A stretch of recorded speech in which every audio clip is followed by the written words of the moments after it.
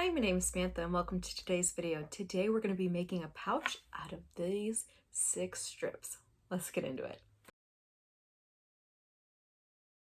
So if you recognize these strips, they are from the video we did of using up scraps. And I was originally going to make these into bookmarks, and that's why they're cut into these strips. However, when I then looked at how they looked alternated, I thought it'd be a great idea to piece them all together and make them into something. Originally, I was thinking like a bag, but I don't think that these measurements are good for a bag. I think a pouch might be better. That being said, I do want to do box corners and I want to do a box pouch, which means that you do boxed corners on all 4 corners. I don't want to waste this fabric on the top and the bottom, so my plan is to just seam rip it. So that means that these 4 middle pieces will remain the way that they are, and then these last 2 are going to turn into just 2 pieces.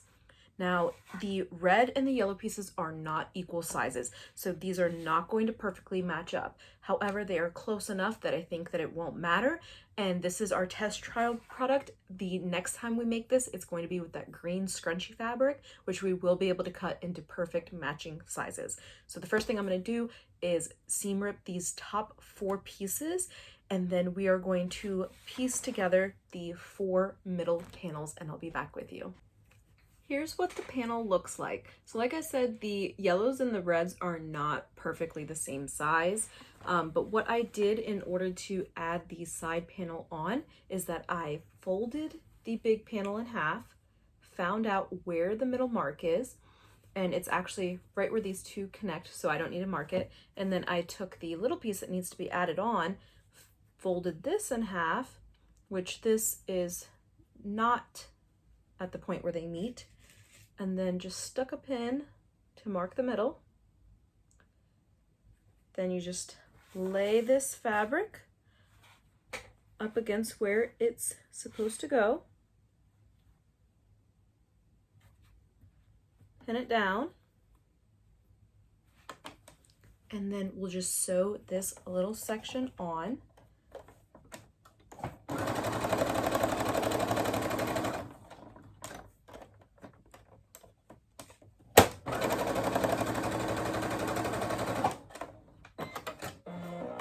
The next step is that I need to give these guys a good, oh no, I did that wrong. Okay, I need to unpick this and flip it, but you get what I'm trying to say here. And then, I told you guys, I always screw up whenever I try and do it on the video for you.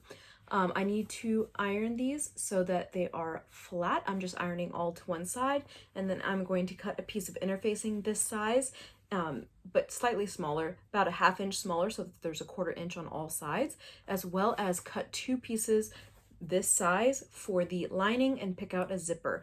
Next, I'm going to show you what I want to do with all of these pieces that we seam ripped. Here we are, we've got the front and back panel with interfacing, as well as the interior panels. And as the little cutouts aren't exact, what I did is I just had these stacked on top of each other. I just used a pair of scissors to cut out the corner. I also have a zipper here. I wish I would have had a red or a yellow zipper, but that's okay because there is orange in the flowers, so hopefully that will tie that in. I do plan to use a piece of each of these leftover to make my zipper tabs, to make the zipper as long as the opening. And then these remaining pieces, what I'm going to do is place them together. So 3 and 3. I'm going to stitch these together, and these are going to be our handles. This is what I'm thinking in my head. We'll see if it works out. And this is the perfect amount, 3 and 3, and then 2 for the zipper. That's all the pieces that we seam ripped. So let me get the handles and the zipper ready to go, and then we'll start assembling the pouch. Here are the zipper tabs, and I kept them quite long so that I could just cut off the excess. The point of the zipper tabs is to make your zipper long enough to go across your fabric. So that's what's going on there.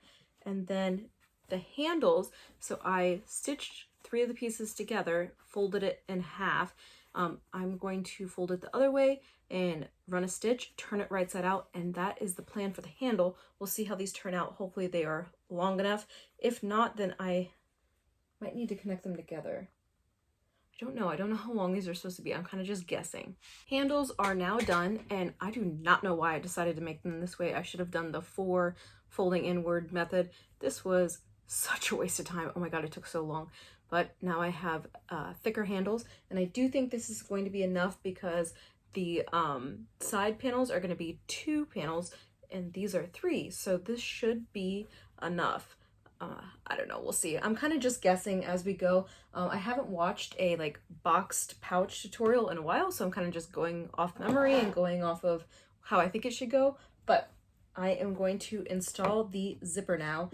I have seen methods where you can install this and then somehow you like, I don't know, it's this complicated way that I can't think of how to do it, but what we are going to do is take the zipper pull, and it is going to be the opposite, right? Face down, yellow to red, red to yellow, zipper face down, and stitch this across. I'll also throw the liner in here, and we are going to make it with the method of leaving a hole open on the liner when we turn it right side out. So let me get this zipper installed and we will be on to the next step. One side of the zipper and lining attached. Now to do the other side. Here we are, we've got the panels inside and out sewn to the zipper, as well as top stitching on both sides. Now to we can trim the zipper tabs, as well as we are going to start sewing this together. So we're going to sew the front panels together and the back panels together. This is also the step where we put the handle in.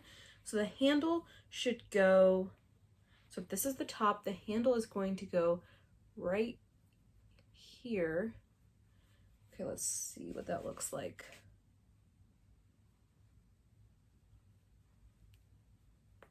I think this is where the handle goes.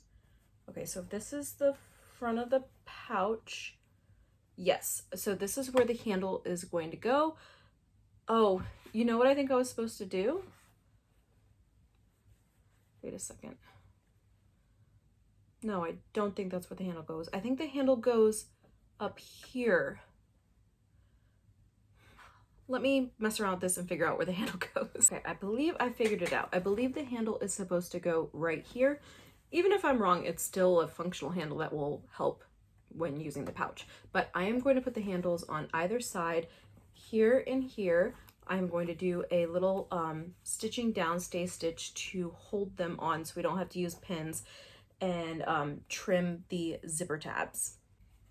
We've got the handles sewn on and the zipper tabs cut off. And just to make it clear, I only sewed the handles onto the top of the bag so that we can then stitch together the bag with the lining and the outside together. So I'm going to pin these around, sew on each of these straight edges. With the lining, I'm going to leave a big opening to allow for turning. So let me stitch the sides and then I'll show you how we're going to do the corners. Okay, we have all these straight edges sewn, left an opening at the bottom here. If you didn't leave an opening, go back and seam rip right now because it'd be much easier. So for the box corners, just stick your fingers into the opening, match up the seams, have one lay one way, one lay the other, and then just sew across here. Then you go to the next one, do the same thing over and over. And the handles need to stay inside of the bag. If they are hanging out this way, then they are not going to be able to be used. So let me do all 8 of the corners. We are on the home stretch here, people. And yes, there are 8 corners, but actually only 6 sewn sides because the top pieces, both the lining and the inside, are sewn together. So the next step I'm going to do is trim them down. And just a tip, when you are doing these box corners, I like to backstitch, go across, backstitch, and then flip it over and then sew it again. Whether or not you backstitch in at the beginning and the end of the second time doesn't really matter, but it allows for extra stitches, extra stability, and it's more secure. Now I'm going to trim down all of these sides, then we're going to turn it right side out and sew shut the opening. So let me trim this down and I will show you what's next. All of the sides are trimmed down. The last step is to reach in. Oh, I messed up something. I should have left the zipper open. Rookie mistake. So now I gotta, from the inside of the pouch, I was so worried about leaving the opening of the liner that I completely forgot to leave the zipper open. Let me try and get this zipper undone. Hey, before you do your liner and your exterior, be sure to leave your zipper open. Don't be like me. There we go. Okay, so now we are going to bird this bag. I'm going to reach in, grab the front, and then pull off the liner. Reach my hand back into the top of the bag, poke out all the corners. All right, let's see here. Put the lining back inside the bag. Oh my goodness. Wow. This is so cute. And I do think I put the handles in the right spot. Wow. This looks so cute. The handles are a bit much. I probably didn't need to make them this wide, but now I just need to fold this opening in on itself and do some stitches to hold it down. But that is how the pouch turned out. I think this is so cute. I can't wait to make it again. I already have a bunch of different ideas of what I want to do for the second time, but this was a great first attempt.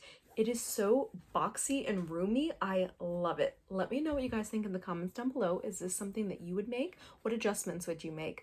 Please don't forget to like and subscribe, and have a wonderful day.